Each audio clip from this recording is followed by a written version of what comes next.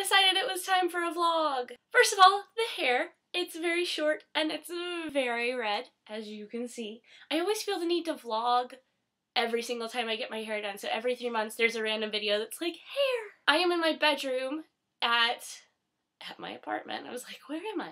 At my apartment, and I wanted you to see how big my bookshelves are getting. There we go. They're growing up, you guys. Look at all of the books. I've actually read most of them, too.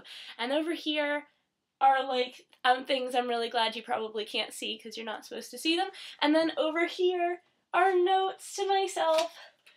BBC Narwhal Dowager Countess. This is because if anyone's seen the Doctor Who Narwhal comic strip that I did, I am working on a Dowager Countess one. The Dowager Countess and I have something in common. Neither one of us know what a weekend is. I'm about to head off on a retreat this weekend. I'm very, very excited. There's going to be a signing as well, so if you're in North Carolina or anywhere in the Malaprops area, so Asheville, big signing there. You should come. I want to talk about this book real fast. There will come a day when I am so broke that I have to live in a hut made of books, and my consolation will be that those books will be very pretty. This is the Book of Symbols. It's amazing. It breaks down into creation and the cosmos. Let's see. The plant world. The animal world,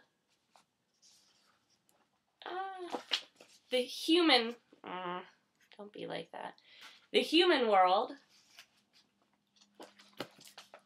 and the spirit world. And it's like amazing.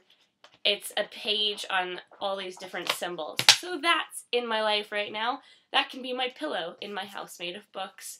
I made a library run yesterday, you guys. I really like the library. Look at all the things I got. I wrote an ode very recently to the library expressing my love. You might have seen it.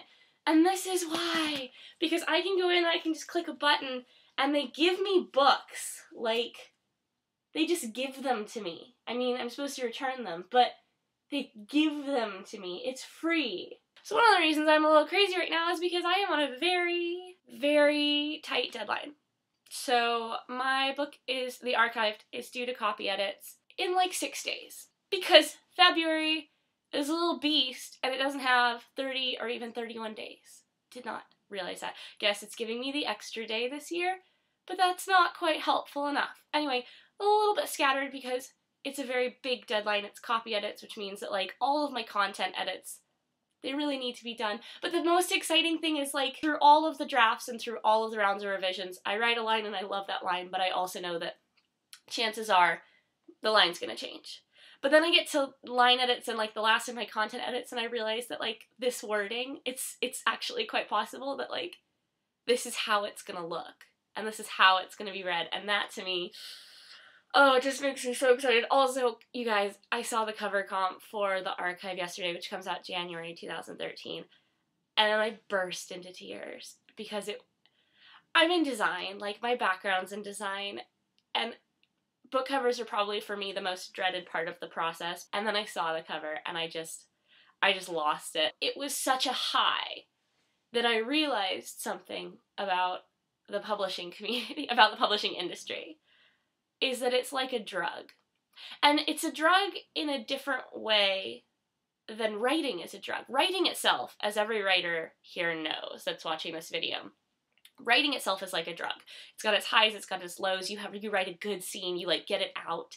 It's like opening your veins emotionally. It is, I mean, hopefully most of you have never experienced drugs, but anything that like frees you and releases you and gets you so high on the process, it's drug-like. And then publishing is drug-like in an even more extreme way because you get all of these lows and all of these things that are out of your control and all of these moments where you're like, why am I doing this, when you're like, 6 or 7 months into edits and you're like, ah, and then you have a moment where the publishing industry is like, hey, have this shiny thing, and you freak out. And it made me realize that the highs are so high that they sustain you in those moments of low, and not always in like the healthiest way, just that like they're so high that you're always trying to get back to those moments, and they might be few, but it's like, yes, when you get one. So things have been a little low lately, only just because I've been in edits for a really long time. But then to have that high yesterday, I was high like all day, and then I sat there and I was like,